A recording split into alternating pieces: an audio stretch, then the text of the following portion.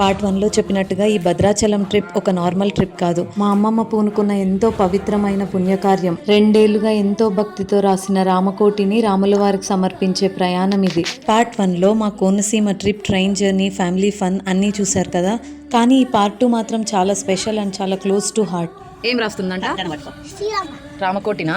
నువ్వు రాస్తావా? శ్రీరాఘవం దశరథాత్మజ ప్రమేయం సీతాపతిం రఘుకుల రత్నదీపం అజానుబాహు నవ్వకూడదు. రవింద కళాయతాక్షం రామం నిశాచర వినాశకరం నమామి.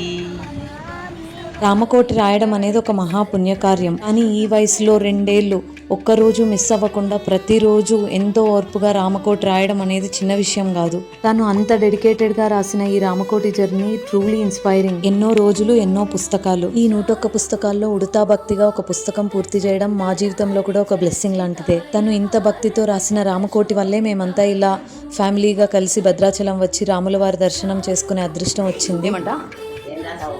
ఏం రాసిందంట? నిన్న ఎన్ని రోజులు? 2 years రాసిందంట.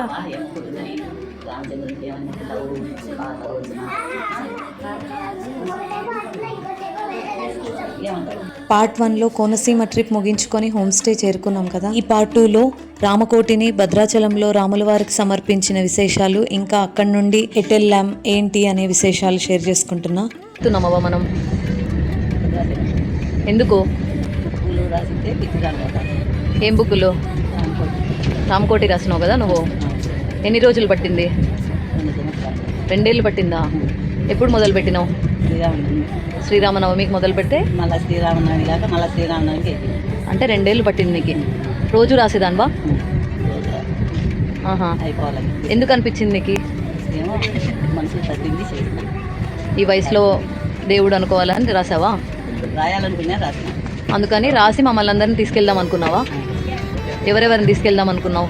మన పిల్లలే, మా మనవాళ్ళు, మనవరాళ్ళు, భయ అల్లుంటూ అందరూ అని అనుకున్నావా? రాసినందుకు 2 ఏళ్ళు బాగా కష్టపడినావు. అయితే చెప్పి రావాలని అనుకున్నా. పోతాను. బాగా రాసావా? Super super. నీకు హ్యాట్స్ ఆఫ్. ఏవి 2 ఏళ్ళు రాసావు కదా. థ్యాంక్స్ అవ్వ మమ్మల్ని అందరినీ పిలిచకపోతున్నందుకు. నీ పుణ్యమాన్ని మేము కూడా చూస్తున్నాం భద్రాచలం అని. కానీ నీకు గుర్తుగా ఉంటుంది కదా మాకు ఎప్పటికీ. నువ్వు గుర్తు వస్తావు కదా భద్రాచలం వెళ్ళామంటే. అన్నప్పుడు నేను లేకపోయినా మర్చిపోతుంది నీకు. భద్రాచలం అంటే నువ్వు తీసుకెళ్ళావని గుర్తొస్తుంది. సరే, థ్యాంక్ యూ అవ్వ. మేమున్న ఈ home stay most peaceful and comfortable stay అని చెప్పాలి. చూడ్డానికి simple and vintage style home, but it has every essential we need. మేమందరూ ఫుల్ టైర్డ్ గా ఉన్నాం, బట్ కిడ్స్ మాత్రం ఫుల్ ఎనర్జెటిక్ గా ఇంకా డ్రాయింగ్, పెయింటింగ్స్ అంటూ ఏవో చేస్తూ ఉన్నారు. 3 AC బెడ్రూమ్స్, చుట్టూ balconies, peaceful back yard view, comfortable dining area, చిన్న fridge and nicest kitchen setup. ఒక స్టవ్, ఓవెన్, వెజల్స్ ఏం కావాలో అన్నీ ఉన్నాయి. దేవుని రూమ్ కూడా ఎంతో మంచిగా సెట్ చేసి పెట్టారు. కొన్ని ప్లేసెస్ లగ్జరీ వల్ల గుర్తుండిపోతాయి, కానీ కొన్ని ప్లేసెస్ అక్కడ దొరికే పీస్ వల్ల గుర్తుండిపోతాయి. ఈ హోమ్ స్టే అలాంటిదే. మంచి ముగ్గులు, చక్కటి అలంకరణ, అసలు అందమైన ఇల్లు అని చెప్పాలి. Early dinner and peaceful sleep తర్వాత మార్నింగ్ అందరూ త్వరగా లేచి రెడీ అయిపోయాం. ఒక్క రోజులోనే ఇంటిని ఓన్ చేసేసుకున్నాం మేమందరం. దేవుడి దగ్గర దీపం పెట్టేసి కాఫీలు, టీలు చేసుకొని తాగేసి ఇంకా దర్శనానికి వెళ్ళడానికి రెడీ అయిపోయాం. మేమందరూ హడావిడిగా అటు ఇటు తిరుగుతూ ఏవో మాట్లాడుకుంటూ ఉంటే అమ్మమ్మ మాత్రం పుస్తకాలని పక్కనే పెట్టుకొని అలా కూర్చొని ఉంది. ఎంతగానో ఎదురు చూస్తున్న మూమెంట్ కదా ఇవాళ. ఈ 2 ఏళ్లలో రామకోటి రాస్తున్నప్పుడు ఈ మూమెంట్ నేను ఎన్నిసార్లు అనుకొని ఉంటుందో. ఇలా భద్రాచలం వెళ్ళి సమర్పించే రోజు చాలా ఇంపార్టెంట్ డే కదా ఇది అసలు తనకి. ఇంటి దగ్గర నుండి ఒక ఆరెంజ్ క్లాత్ లో పుస్తకాలన్నీ పెట్టేసి పూజ చేసి తీసుకొని వచ్చాం. ఈ మూమెంట్ ని మాత్రం ఎప్పటికీ మర్చిపోలేం. తన ఫేస్ లో కనిపించిన ఆనందం, ఆ గ్లో, ఆ సాటిస్ఫాక్షన్ నిజంగా హార్ట్ ఫుల్ అయిపోయింది చూస్తుంటే. ఆ స్మైల్ లో ఏదో గర్వం, తృప్తి నిజంగా డిస్క్రైబ్ చేయలేనిది.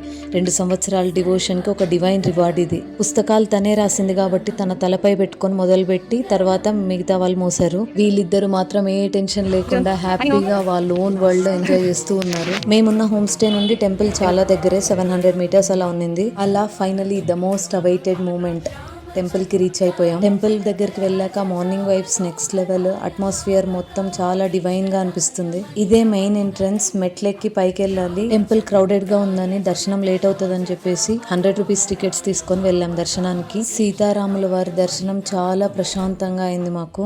రామకోటి పుస్తకాలు సమర్పించేశాం. మేమందరం ఒకరి తర్వాత ఒకరు తలల మీద పెట్టుకొని ఆ పుస్తకాలని, అలాగే ఎవరో తెలియని వాళ్ళు కూడా ఎంతో మంది వచ్చి వాళ్ళ తల మీద పెట్టుకొని అలా చివరిగా సమర్పించేశాం. మా అమ్మమ్మ ఆనందానికి అవధులుండవు. తర్వాత హోమ్ స్టేకి వెళ్ళి లగేజ్ అంతా ప్యాక్ చేసుకొని ఇమీడియట్ గా విజయవాడ స్టార్ట్ అయిపోయాం. ఇక్కడ సమ్మర్స్ మాత్రం తట్టుకోలేం బాబోయ్, కానీ జర్నీ మాత్రం చాలా బాగుంది. Life talks, non stop snacks, random conversations, family fun. It was too good. Hello Vijayawada. Vijayawada వచ్చి దుర్గమ్మ దర్శనం చేసుకోకుండా వెళ్ళిపోతామా? సో ఇమీడియట్ గా దుర్గమ్మ దర్శనానికి వెళ్ళిపోయాం. 2 hours సర్ప్రైజ్. టెంపుల్ దగ్గర అసలు క్రౌడే లేదు. 15 minutes లో దర్శనం చేసుకుని వచ్చేసాం. విజయవాడలో ఫేమస్ ఫుడ్స్ ట్రై చేద్దాం అనుకున్నాం, బట్ టైం డిడ్ పర్మిట్. అలా విజయవాడ నుండి బెంగళూరుకి రిటర్న్ స్టార్ట్ అయ్యాం.